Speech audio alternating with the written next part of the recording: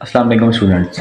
जी तो स्टूडेंट्स, आज हम लोगों ने अपना जो 8th चैप्टर है इसको शुरू करना है, जिसका नाम है लॉजिक। जी तो स्टूडेंट्स देखें, इस चैप्टर में ना अब काफ़ी सारे कॉन्सेप्ट्स हैं। जैसे कि देखें, ये सारा पेज जो है इसका, और ये फिर ये टेबल, फिर ये डेफिनेशन, सबको समझना बहुत ज़्यादा ज़रूरी है। लेकिन ये कब समझेंगे, मैं पहले ये नहीं समझा रहा था कि आप लोग बोर ना हो जाएं, डायरेक्ट एक्सरसाइज पे चलेंगे। इसकी ना एक्सरसाइज नहीं है, यानी सिर्फ एक रिव्यू एक्सरसाइज है, जो कि रिव्यू एक्सरसाइज यानी एक्सरसाइज 8 के नाम से है। सिर्फ और सिर्फ एमसीक्यूज है और कुछ क्वेश्चंस है, तो उनको करेंगे डायरेक्ट, और जो चीज़ इंपॉर्टेंट होगी सिर्फ वही देखेंगे। सारा कॉन्सेप्ट जो है ना, यानी कुछ चीज़ें हैं यानी जो यहाँ पे एक्स्ट्रा हैं वो मैं नहीं समझा रहा, इसीलिए मैं पहले सारा कुछ नहीं समझा रहा। पहले डायरेक्ट चलेंगे क्वेश्चन पे, और जो चीज़ें इंपॉर्टेंट होंगी फिर उस पर मूव करेंगे। अब थोड़ा देखें, जो इसकी एक्सरसाइज है, इसमें जो पहला एमसीक्यूज है उसको पढ़ते हैं। अब देखिए, इसमें बोला गया 4 options are given against each statement in circle the correct option, यानी जो उसको सर्कल करें जो करेक्ट ऑप्शन है। अब देखिए स्टूडेंट्स, ये सारे जो एमसीक्यूज है ना, ये भी सारे उन कॉन्सेप्ट्स के अंदर से ही आए हैं, लेकिन मेरी ये कोशिश है कि आप लोगों को ज़्यादा कॉन्सेप्ट ना दिए जाए, क्योंकि आप लोगों की भी क्लास 9 है, तो इतना ज़्यादा कॉन्सेप्ट यानी मुझे नहीं लगता कि आप लोगों को देना चाहिए। तो फिर क्या होगा, यानी कि आप लोग ना एक्सरसाइज नहीं सही से कर पाएंगे। इतना ज़्यादा कॉन्सेप्ट अगर याद करेंगे और फिर एक्सरसाइज पर मूव करेंगे, तो मैं ये करूँगा कि जो जो क्वेश्चन में जो जो कॉन्सेप्ट ज़्यादा ज़रूरी होगा सिर्फ वो बताऊँगा। अब एमसीक्यूज जो है वो आप लोग बस याद कर लें। देखें, which of the following expression is often related to inductive reasoning, वो क्या है, बेस्ड ऑन रिपीटेड एक्सपेरिमेंट्स। अब इंडक्टिव रीजनिंग क्या होती है स्टूडेंट्स, ऐसा प्रोसेस जिसके अंदर यानी कोई जो अभी इसने खुद बताया ना, देखिए सर्कल लगाया मैंने, बेस्ड ऑन रिपीटेड एक्सपेरिमेंट्स, यानी ऐसा कोई एक्सपेरिमेंट जो बार बार आजमा कर किया जाए उसको कहते हैं इंडक्टिव रीजनिंग। ठीक है, अब देखिए जो दूसरा है, which of the following sentences describe deductive reasoning. अब डिडक्टिव रीजनिंग क्या होती है, draw conclusion from well known facts, यानी ऐसे कुछ।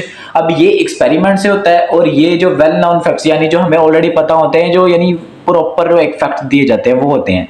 अब जो दूसरा है वो क्या है, which one of the following statement is true, बताना है कि कौन सी स्टेटमेंट ट्रू है, बस आप लोगों ने बता देना 22 ओवर। स्टूडेंट्स इनको ना मैं प्रॉपर, अब अगर मैं कॉन्सेप्ट देने पे आऊँ ना, तो यानी वो क्या होगा कि सेट ऑफ इंटीजर भी बताना पड़ेगा, इस फाइनाइट है, और ये सारी की सारी स्टेटमेंट्स आप लोगों को समझानी पड़ेंगी, जो कि मैं नहीं चाहता कि आप लोग जो है ना इतना ज्यादा कॉन्सेप्ट लें। बस वो चीज कॉन्सेप्ट लें जिसके बगैर गुजारा नहीं है, यानी जिसके बगैर एक्सरसाइज हो ही नहीं सकती।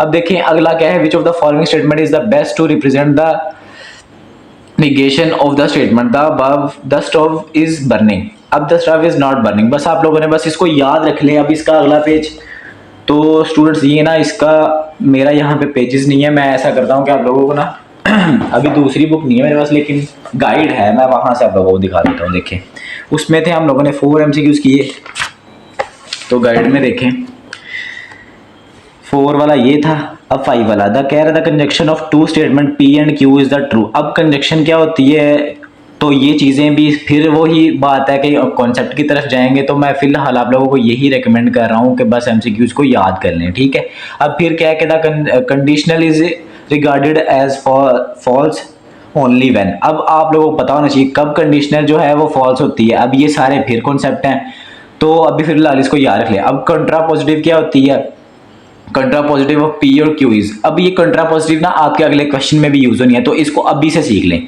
अब देखिए कंट्रा पॉजिटिव मतलब लेट्स सपोज कि ये देखो उन्होंने लिखा था negation P minus negation Q, sorry ये लिखा है क्यू, इस साइन को इंप्लाइज कहते हैं, इंप्लाइज टू। ठीक है, याद रखिएगा, ये भी चीज आप लोगों ने पढ़नी है आगे जाके, इंप्लाइज टू पी।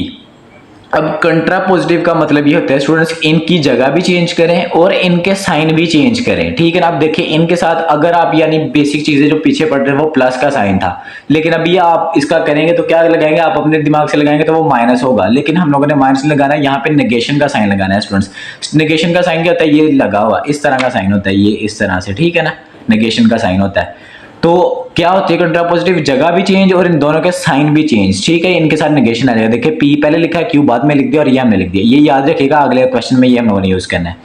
अब देखिए the statement every integer greater than 2 is a sum of 2 prime numbers. अब ये भी सिर्फ याद रखिए कौन सा होता है, कंजक्शन होता है। ठीक है, अब जो अगला है वो है the statement a straight line can be drawn between any 2 points is, ये होता है एक्सियम, ये भी याद रख लें। और इसके बाद क्या होता है, the statement the sum of interior angle of a triangle is 180 is, ये क्या है, थ्योरम है। आप लोगों को ये चीज तो पता होगी कि अंदर के यानी जितनी भी ट्राइंगल होते हैं उनका सम कितने के इक्वल होता है, 180 के इक्वल होता है।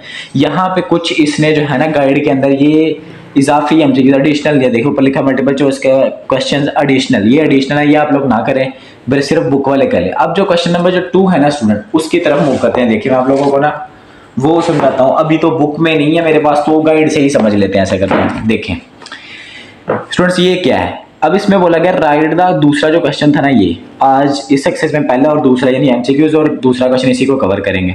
इसमें क्या बोला गया, write the converse inverse and contrapositive of the following conditions conditionals.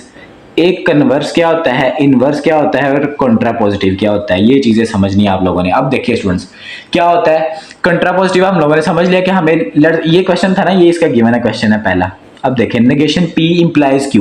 अच्छा इससे पहले ना एक चीज आप लोग और पढ़ लें, मैं आप लोगों को वो दिखा देता हूं। देखें इस बुक पे आए आप तो ये टेबल, ये देखिए पेज नंबर है 149, इस पे ये लाजमी याद करें, ये आप लोगों को बहुत ज्यादा देखिए ये सिंबल्स हैं, ये देखिए ये सिंबल नेगेशन वाला था, ये एंड का है, ये और का है, ये इंप्लाइज है, या इफ और इफ देन है, या फिर ये क्या है इज इक्विवेलेंट टू, या इफ एंड ओनली इफ। अब देखिए इनको याद कैसे करना है, ये सिंबल बताएंगे हाउ टू रीड, यानी इनको इनके नाम क्या है, सिंबॉलिक एक्सप्रेशन यानी इनको लिखते कैसे हैं किसी एक्सप्रेशन के साथ, और हाउ टू बी रीड, और इसको कैसे रीड करेंगे। देखें अब ये जो था इसको क्या कहते हैं, नोट कहते हैं, और ये नोट पी हो जाएगा, ठीक है ना। जैसे आगे देखिए उसको बता दिए कि नेगेशन लगा के पी लिखा था, नोट पी या नेगेशन ऑफ पी, यानी दो नाम है इसके, ठीक है, ये याद रखें। अब ये इस साइन को क्या कहते हैं, नीचे को कैप, यानी वो less than and equal to का साइन होता है ना, यानी उसका बस वो नीचे को लगा दिया, ये कैप लगाया, तो इसको क्या कहते हैं, एंड कहते हैं। इसको क्या पढ़ेंगे, देखिए पी एंड क्यू, इस तरह दो साइन के अंदर अगर लग रहे हैं तो इसका मतलब एंड है। और ये इसको ऑल्सो क्या कहते हैं, कंजक्शन भी कहते हैं, आगे मैंने लिख दिया, ठीक है, कंजक्शन, इसके दो नाम है। अब अगर यही साइन ऊपर को यानी वी की तरह है तो क्या करेंगे, इसको और बोलेंगे। हर चीज के ना नाम है, ये याद रखने पड़ेंगे, ये टेबल बहुत ज्यादा इंपॉर्टेंट है, आप लोगों को याद रखना पड़ेगा, ठीक है ना। और है, और इसको क्या बोलेंगे, जैसे इसका एंड पड़ा था पी और क्यू, पी और क्यू, और इसको डिसजंक्शन कहते हैं, जैसे इसको कंजक्शन कहते हैं, इसको डिसजंक्शन कहते हैं। अब ये मैंने बता दिया आप लोगों को ऑलरेडी, इंप्लाइज कहते हैं या इफ देन भी कहते हैं। अब ये देखिए इफ पी देन क्यू या इफ पी इंप्लाइज क्यू, ज्यादातर यही यूज वर्ड होता है इंप्लाइज वाला, पी इंप्लाइज क्यू, ठीक है। अब ये जो है दोनों साइडों पे एरो लगा, इसको क्या बोलते हैं, इट इज इक्विवेलेंट टू या इफ एंड ओनली इफ। तो ये देखें, ये सॉरी मुझसे लाइन लगी है, दो लाइनों के दरमियान वही साइन लगा, और इसको क्या बोला, P if and only if Q या P is equivalent to Q. अब देखिए अब चलते हैं हम लोग जो क्वेश्चन नंबर 2 कर रहे थे उसको, इस टेबल को ना याद रखना पड़ेगा आप लोगों को साइन। अब देखें इसका जो पहला क्वेश्चन है, अगर आप लोगों ने ये समझ लिया ना तो बाकी पार्ट इसके आप लोगों के लिए बहुत ज्यादा आसान है। देखिए क्वेश्चन था नेगेशन पी इंप्लाइज क्यू। अब इसका ये पहला उसने बताया कन्वर्स क्या है, फिर इनवर्स क्या है, फिर कंट्रापोजिटिव क्या है। इसका कन्वर्स मतलब इनका जगह चेंज करनी। मैं आप लोगों को ना यहाँ पे ये सोल्व करके देता हूँ। देखें एक्सरसाइज कौन सी है, 8 और जो क्वेश्चन नंबर है 2, इसका पहला पार्ट है वो लिखा गया है नेगेशन P इंप्लाइज Q। अब देखें इसका सोल्यूशन करेंगे तो क्या लिखना है, पहले लिखना है कन्वर्स, कन्वर्स हर पार्ट का ये लिखना है। कन्वर्स में क्या कहते हैं स्टूडेंट्स, सिर्फ और सिर्फ वैल्यूज चेंज, इधर Q आ जाएगा, इंप्लाइज का साइन और नेगेशन P, बस ये हमारा क्या होगा, कन्वर्स हो गया। अब ऐसे ही जब अगर इसका क्या करेंगे, जो इसका दूसरा कन्वर्स, कन्वर्स के बाद क्या करना था, इनवर्स। इनवर्स इनवर्स कैसे फाइंड करते हैं, इनकी स्टूडेंट्स क्या करनी है, हम लोगों ने इनके साइन चेंज करने हैं। कन्वर्स में जगह चेंज और इनवर्स में क्या करना है, साइन चेंज। इसके साथ नेगेशन था, ये सिंपल P आ जाएगा, इंप्लाइज नेगेशन उसके साथ चला जाएगा नेगेशन Q। अब देखिए कंट्रापोजिटिव ऑलरेडी मैंने बताया था, अगर आप लोगों ने वो ध्यान से सुना है तो क्या था कि साइन भी चेंज करेंगे इन दोनों वाले काम, यानी जगह भी चेंज करेंगे। पहले तो जगह चेंज करें, Q इंप्लाइज P, जगह चेंज होगी। अब इन दोनों के साइन क्या थे, देखिए इसके साथ P के साथ नेगेशन था, इसका मतलब नहीं लगाएंगे, Q के साथ नहीं लगा हुआ तो इसके साथ नेगेशन लगा देंगे, ठीक है। नेगेशन का मतलब ऑपोजिट ही होता है, यानी वो माइनस वाला हिसाब हो जाता है, लेकिन माइनस नहीं लगाना। अब देखें ये तो पहला क्वेश्चन था। अब दूसरा क्वेश्चन क्या है, देखिए मैं ना आप लोगों को ये गाइड से समझा देता हूँ। देखिए ये क्या है, Q इंप्लाइज P, इसका इनवर्स क्या होगा, Q पहले आ जाएगा, सॉरी P पहले आ जाएगा और Q बाद में आ जाएगा। इनवर्स में क्या करेंगे, दोनों के साथ नेगेशन आ जाएगा, क्यों, क्योंकि दोनों के साथ नेगेशन नहीं था। फिर कंट्रापोजिटिव, कंट्रापोजिटिव मतलब अब क्या करना है, जगह भी चेंज और साइन भी चेंज। देख लें P पहले आ गया नेगेशन का और इंप्लाइज Q बाद में आ गया।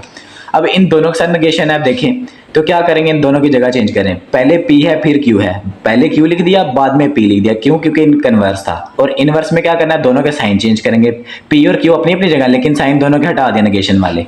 अब कंट्रापोजिटिव देखें, दोनों के साथ नेगेशन था, दोनों के नेगेशन भी हटा दिया और Q इधर चला गया और P इधर लिख दिया हम लोगों ने। ठीक है, अब देखो जो इसका अगला पार्ट है last, Q minus Q implies minus P। अब क्या करना है इनमें, इसमें ये तकरीबन सेम है, लेकिन क्या है इसमें पहले P लिखा है इसमें Q लिखा है, तो ये इसके टोटली ऑपोजिट होगा। देखिए कन्वर्स करेंगे तो नेगेशन Q बाद में आएगा और P पहले आ जाएगा, इनवर्स करेंगे तो Q पहले अपनी अपनी जगह पे रहेंगे, यानी Q एज इट इज आएगा, P भी एज इट इज आएगा, लेकिन इन दोनों के नेगेशन खत्म कर दिया हम लोगों ने। तो कंट्रापोजिटिव में नेगेशन के साइन भी खत्म करेंगे और जगह भी चेंज करेंगे, P पहले और Q पहले।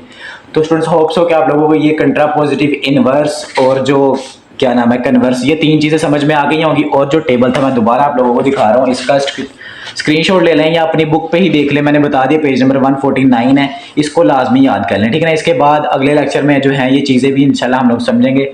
तब तक के लिए बहुत शुक्रिया, अल्लाह हाफिज़।